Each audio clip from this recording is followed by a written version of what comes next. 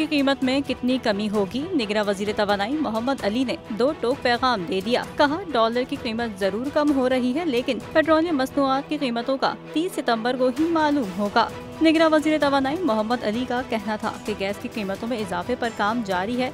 कम आमदनी वाले अफराद के लिए माहाना 500 रुपए से कम का बोझ डाला जाएगा। इदारों की निजकारी से मुतालिक निगरां वजीर तवानाई का कहना था कि डिस्कोस समेत पावर डिवीजन के 14 इदारों की निजकारी चाहते हैं। वर्ल्ड बैंक से भी इस बारे में बात हुई है। मोहम्मद अली ने वाजे कर दिया कि इंटरनेशनल IPPs के साथ माजी के मुआहिदों को नहीं छेड़ सकते। निजी शोबा आए कमाए मगर टैक्स पूरा दे।